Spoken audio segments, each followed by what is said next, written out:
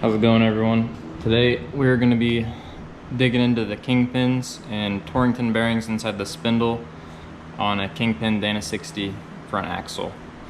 We're also going to be doing the wheel stud upgrade, and I'm also going to be doing new locking hubs because these ones are pretty worn out. So I'll show you the parts that we're going to need. Alright, so here's all the parts we're going to need to do this.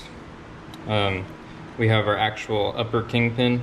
I got this from East Coast Gear Supply. And here's the new kingpin bushing that'll ride right on top of there. And this is a kingpin spring delete. I got this from Crane Axle, I think. Yeah, Crane Axle. And this is a Torrington bearing. This goes inside your spindle, like towards the axle itself.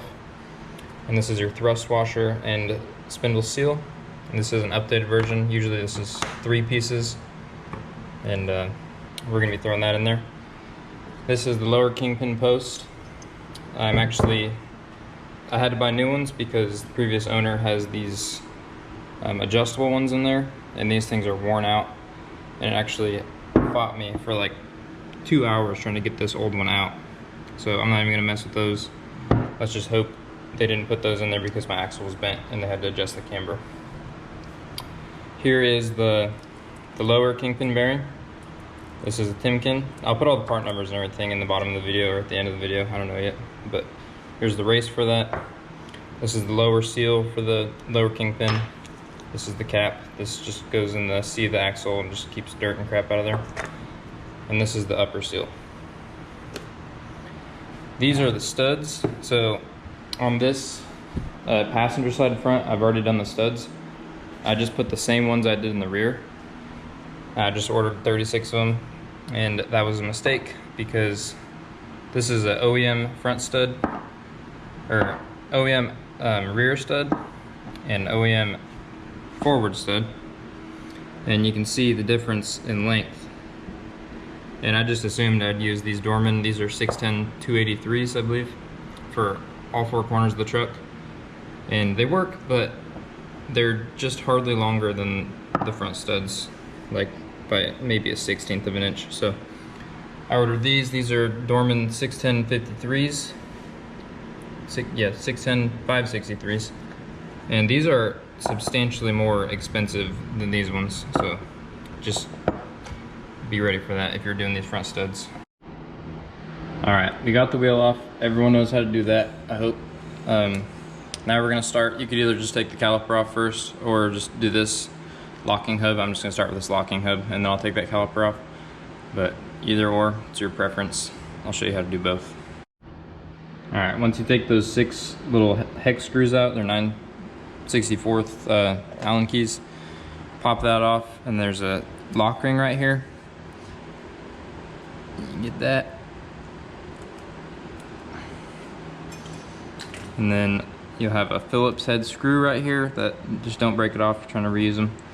And then you'll also have a lock ring right here. Actually, I don't even think you need to take this Phillips head screw out, to be honest. You already got that lock ring out. So let's try to get this out. This thing can be a real pain in the butt. It locks on this inner C, and there's really nothing you can grab onto, so you just kind of got to finagle a scribe in there. Oh, I got it. Sometimes you get lucky. Just start by prying that thing out until you get a grasp with your fingers. Ooh, almost got away from me. Once you get it started, it just comes right out.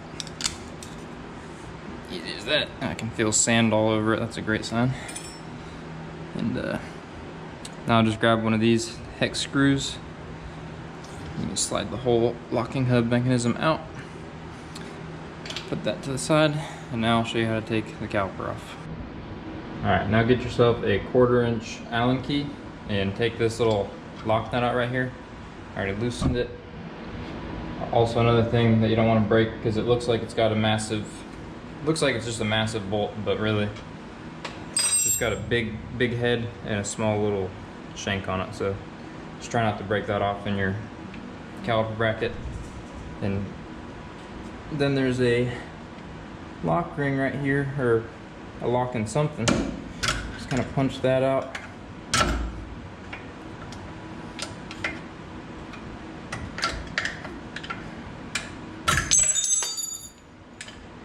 That just wedges the caliper up. It sits just like this with this like spring thing. This probably should get replaced, but just keeps it tied up like that. Now your caliper should just come off. And just try not to let it rest on the brake hose. It should just like lift up and then slide off like that.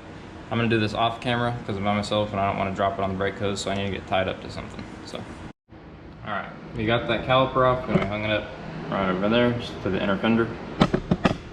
And now I'm gonna take your socket tool, which I'll just put the part number right there. I actually just went and rented this from Advanced Auto Parts, and probably shouldn't use an impact, but I'm just taking it off, so I don't think it'll hurt it.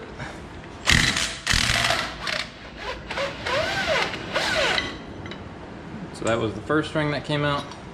That's the one that gets torqued to like 150 to 180 foot-pounds. And then there's a locking ring in there, a bunch of holes in it, or lock washer, whatever you want to call it.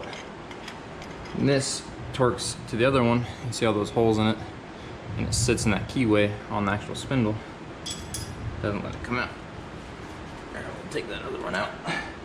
Now this one, I definitely would not recommend doing this with an impact, because you don't want to tear that pin off.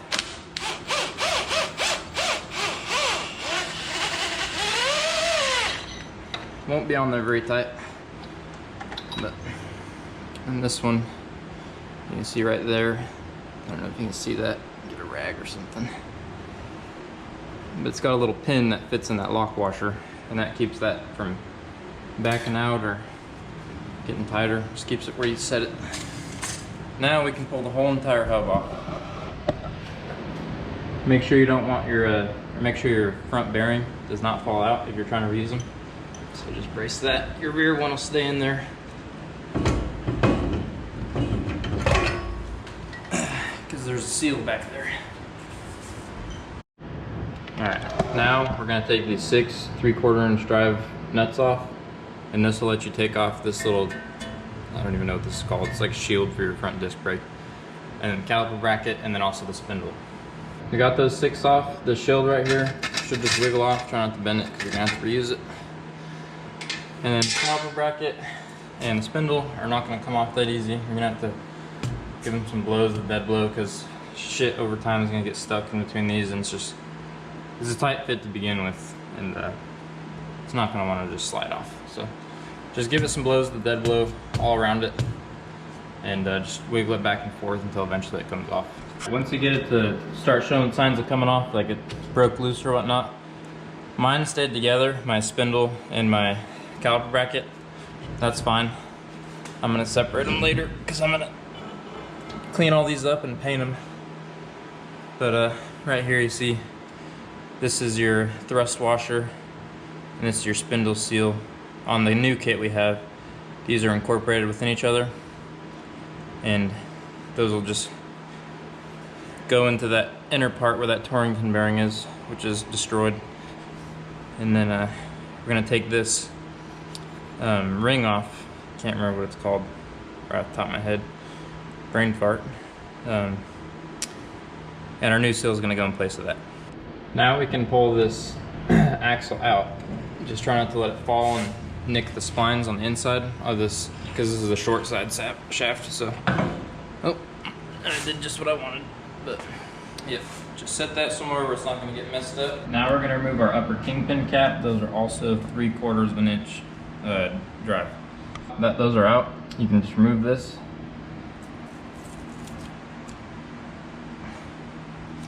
And your spring will be sitting up top here. Just coated in grease, you know. And you'll have a washer that fits on the bottom of the spring, so it doesn't like destroy the top of the bushing. But we're not worried about that spring. You'd replace it if you were going to go back with springs. Replacing everything, including this kingpin bushing, which is broken. And you can see how thin, actually I don't know if you'll be able to see it. Take you over here in the light, maybe.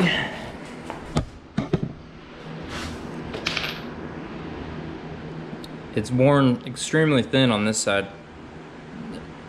Doesn't look like it's worn much on this side, but it broke. Lord knows how long ago, but it's a good thing we're replacing it. So next step would be to remove these bolts out of the lower kingpin, and then that theoretically would just fall out, or you have to pull it out, and then you'd be able to kind of canter the king or the knuckle off and over, and then you'd have full access to everything. But the other side fought me for like 2 hours with this adjustable lower, so I'm gonna do this all off camera because I doubt you want to see me just fighting with it. So I'm having trouble getting this lower one out just like I did on the other side, so I'm gonna have to take this upper kingpin out before I take the knuckle out. So I'll show you how to do that real quick. I made this tool. This is a 7/8 hex, and I just water jetted these two out, one that fits a hex, one that fits a 3/4 breaker bar, and I welded them both together. That goes right up there. You just hammer that in, make sure it's seated nice, and then you get your 3/4 inch breaker bar on it. I got about a 6-foot cheater bar on this breaker bar. I'm just gonna try to break this thing loose.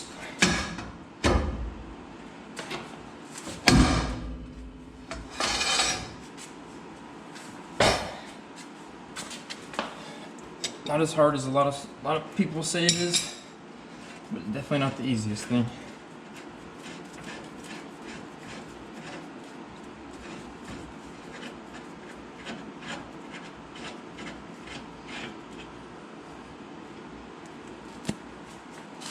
There's your old kingpin. Yeah, so here's the old one, and here's the new one. And you can see like a ridge right here on the new one that's non-existent on the old one anymore. It's worn off. And it's also got all these pits and stuff from rust because this truck sat for about 10 years. So I got it off, the knuckle that is. Not the way I anticipated it to come off. Half of the adjustable is still in there, and it just pulled the whole entire bearing and seal out. So I guess that works. It'll be a little easier to separate now. So now that we got the kingpin off, we need to get this lower race out. So I'm gonna take a bearing cup that fits nicely in there with a little bit of hammering. And just a big piece of all thread from this bearing kit. I'm gonna go right through the top of the upper kingpin. I'm just gonna hammer that bearing race and the top cap out. We got the bottom race out with the slide hammer, and then we went ahead and installed the upper kingpin with some red Loctite, and we guesstimated torque with our 6-foot cheater bar at about 600 foot-pounds. So next we're gonna go ahead and install this bottom race and cap. So now we have our kingpin cap with gasket maker on it, and we're just gonna push that up, and it will stick in there because of the gasket maker, and it'll give you some time to get the new bearing pushed in there. So this bearing, you're not gonna be able to see this, but it's just gonna get pressed up right in there. And this is at an angle, like a very slight angle inward. It does not go straight up. So if it looks like it's going in crooked, it's probably going in straight. So we're gonna get it as flush as we can. Probably using a wood block so you don't damage the bearing. And then we're gonna use the old brace to help us finish it in. And make sure when you do this, like use another race, to give yourself something to bite onto with vice grips, so make it the smaller part down. So if it does get stuck, because it probably will, you're gonna have to use vice grips to pop it out. Now that race is installed, sure enough, got this bottom one stuck.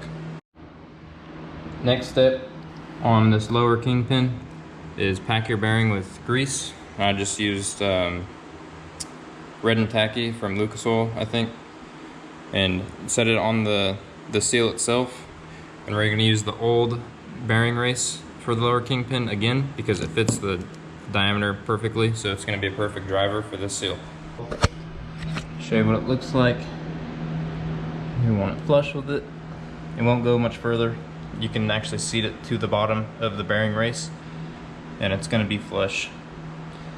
And that's also another thing that tells you that that race is installed all the way, because if it was lower, it would not be flush, or it would be sticking out a little bit.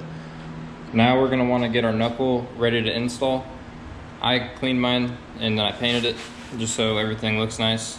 Make sure if you do paint it, you mask off your mating surfaces and like upper and lower kingpin, because you don't want any inconsistencies.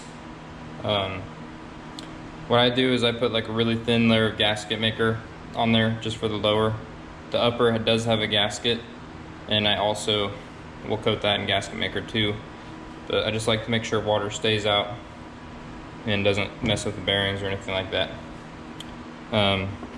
Installed the Zerk in the new kingpin post, and I pushed some grease through it just in case there was junk or anything that was in there, because I don't want to introduce any crap to my new bearings.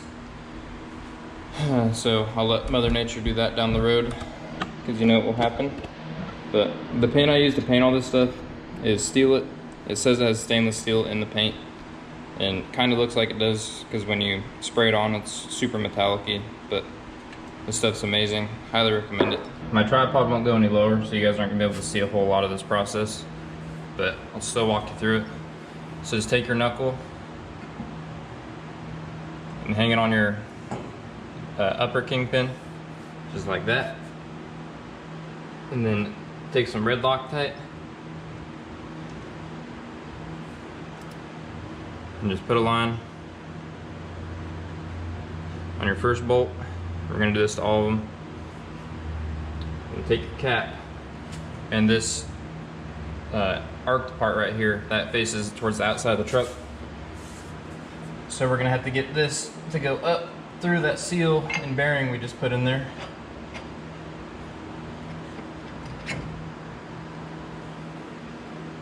And then start threading these in there.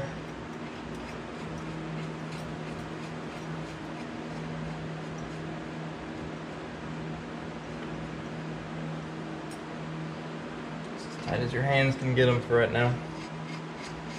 We'll do that to all four, and then we'll move on to the next step up top. Now, moving on to the upper kingpin, you're gonna take your little seal and you want it pointing up like a cup, and just drop that down in there. And then use your kingpin bushing itself. It has a notch on it that points out towards the truck. There's a notch in the knuckle for it also. And just kind of work that seal down there. There she goes. This seal doesn't really do a whole lot. It just kind of falls out the bottom and just helps keep grease in there. So make sure that's lined up. I don't think I got it lined up. Pull this out.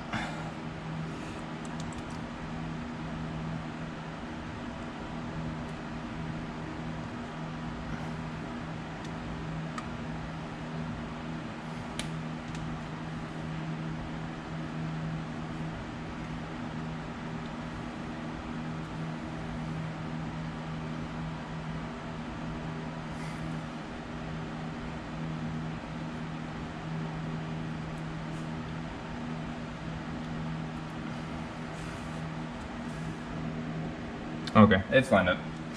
All right, so now you're gonna take your spring delete. You want the cupped portion facing down and the tapered portion sitting up. You take your kingpin cap, set that right on top, and then same thing, some Loctite on the nut or the bolts, and just start threading those in there.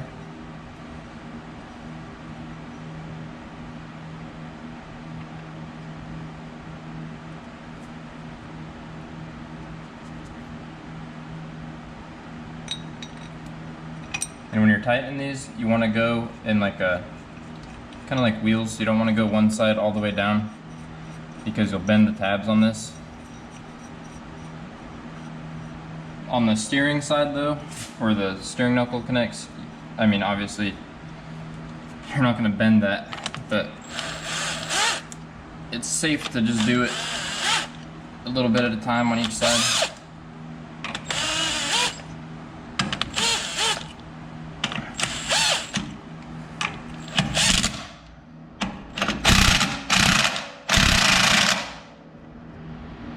send these last two down and we'll call that good. We're gonna do the seals on the stub axle.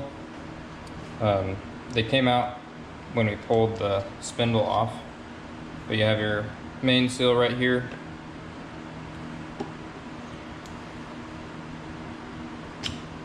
You have your thrust washer,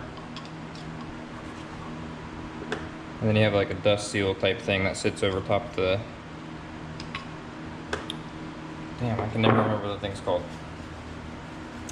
It's like a, I don't know, slinger, oil slinger. But the new seals we have for this,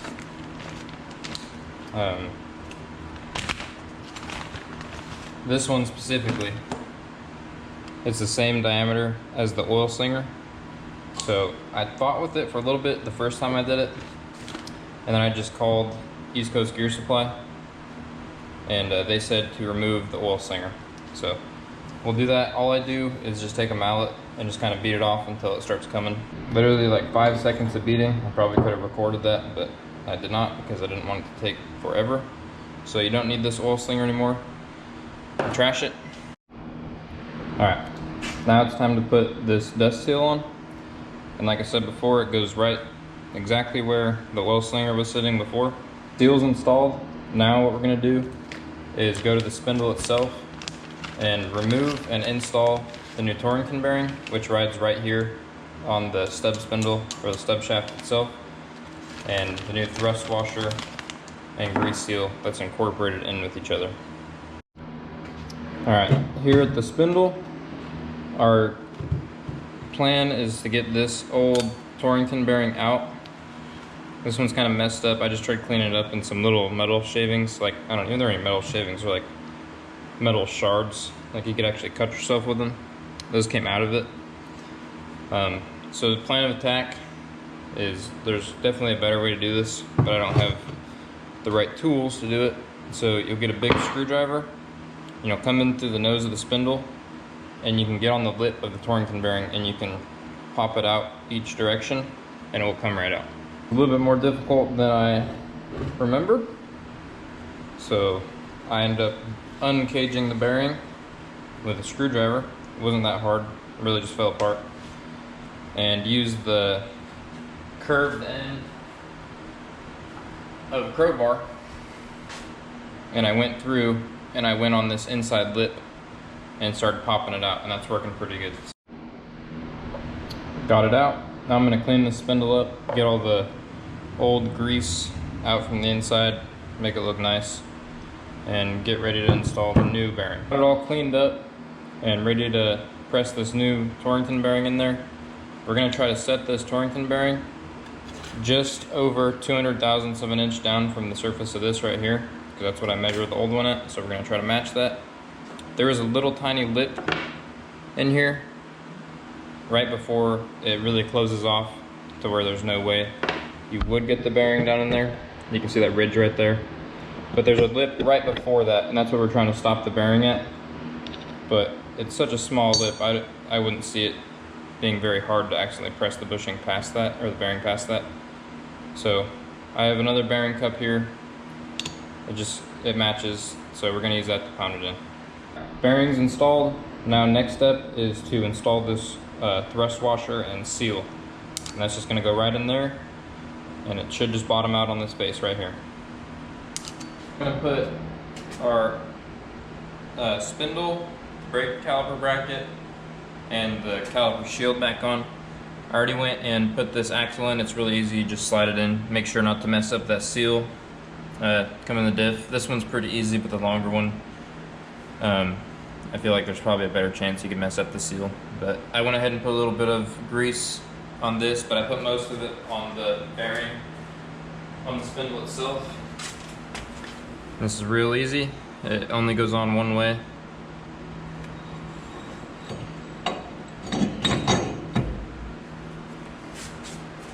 That. Next, you have your caliper bracket. Same thing.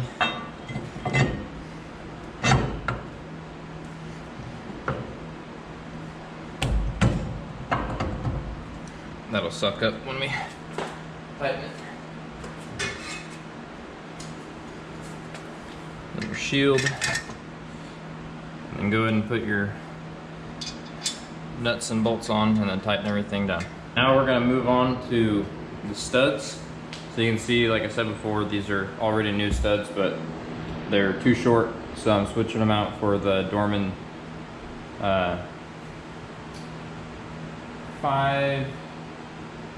610 563s, I think. Yes, 610 563s is what is going on the front.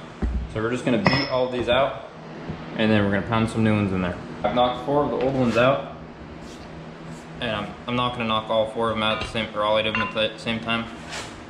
I'm just gonna get them started by just actually just beating the crap out of them. So.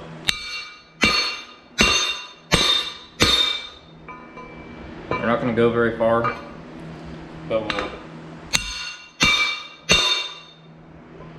we'll send them home with an impact. It'd be really easy if you had a press, but I do not have a press. So I got 4 of them all the way installed. They're sucked up. What you want to look for is on the back. You can get feeler gauges, or you can just look with your eyes. That's what I do. But you just want to make sure those get seated completely up against the back face of the rotor. You want to make sure there's no gaps right here where the hub and the rotor meet up. That's how you'll know they're fully seated. So we'll go ahead and knock these other 4 out and then put the new ones in. Got all 8 of the studs installed. They're all seated right. So now our next step is to put the whole hub assembly back on. And that's as simple as taking it off. Just don't mess up that seal in the back.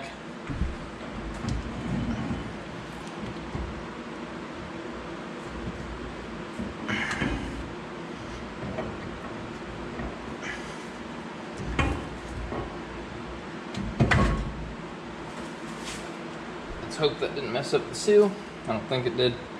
Put your front bearing in.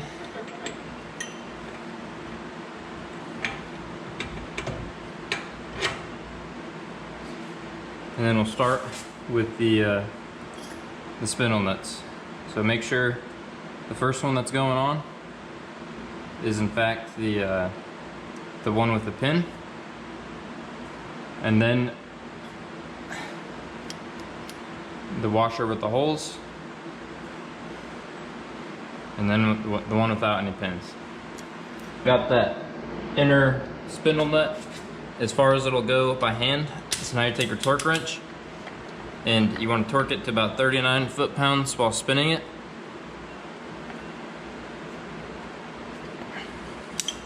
This can be kind of tricky to do.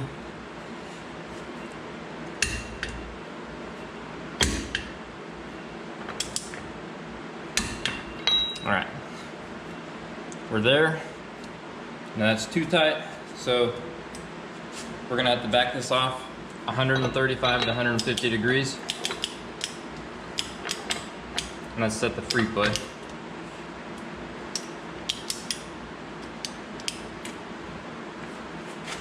Get this out of the way.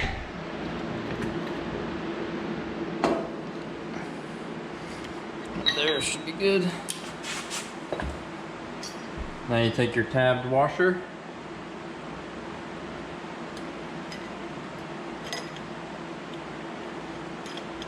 You want to make sure that it lines up with one of the pins. If you got small enough fingers like me,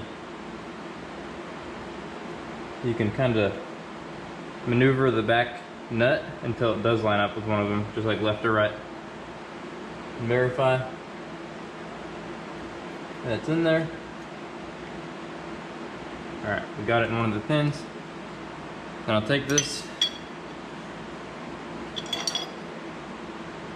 and this one gets torqued to like 190, I believe. Don't quote me on that, but. And this is just the one that locks everything in place. That back one's not going to turn because it has that locking washer on it.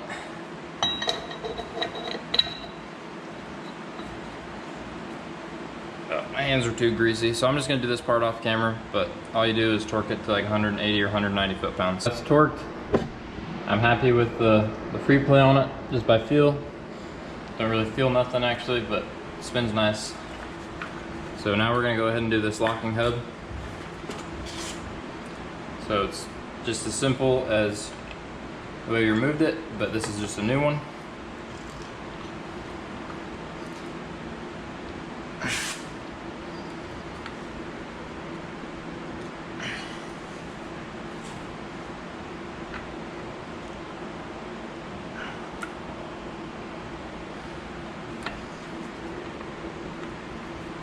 New one's a little tight.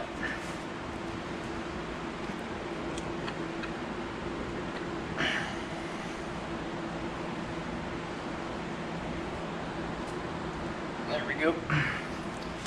I was just trying to get that ring where this snap ring goes exposed. The stub shaft is pushed in a little bit.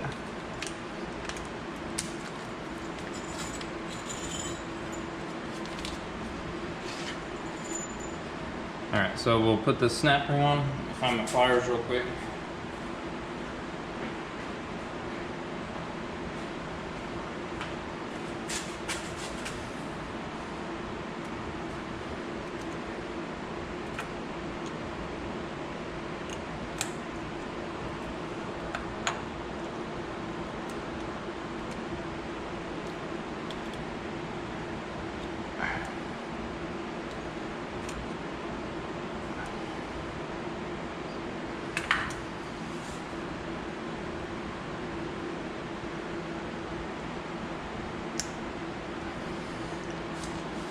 Stub axle's still not all the way out. There we go.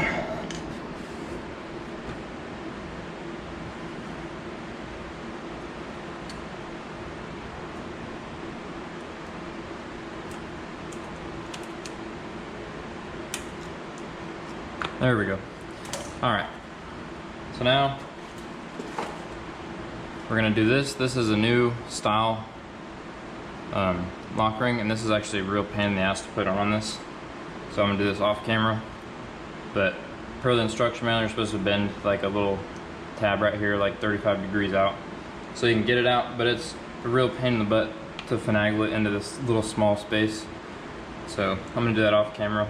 Got that snap ring installed in there, and I went ahead and just threw the locking hub on because that's 6 hex bolts, super easy to do. I already showed you how to remove it.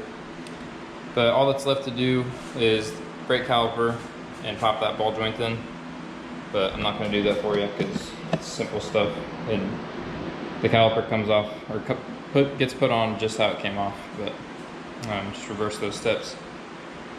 But that wraps it up for the kingpin and all that other stuff, rebuild. I just figured I'd video it because there's no real good videos on doing this stuff, so hopefully it helped someone out. But soon here I'll have more videos and stuff of me doing things with this truck. This is a 1992 W250 12 valve, a Getrag G360, which is the 5-speed transmission, and this truck has 118,000 miles on it.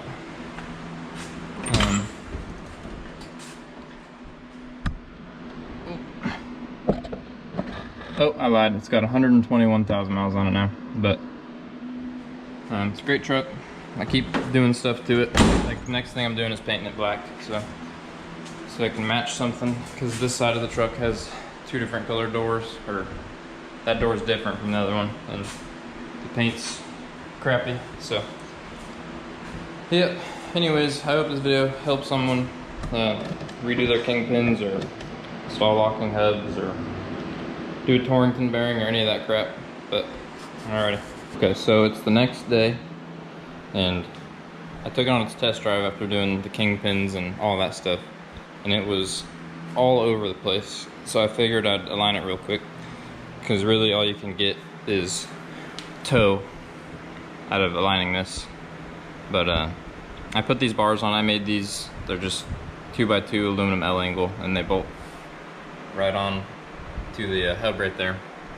And you just measure from that front right to here, the back to the other back, and I try to get it to a 1/4 inch toe in, and that's where I had it set before I did the kingpins. But after I did the kingpins, it was at 67 1/4 on forward and 68 1/2 on the rear. So that's 1 1/4 inches of toe in. So that shows you how worn just this little kingpin. You can see how thin it is right there. It's thick up there, and this part's broken off. And the kingpin itself.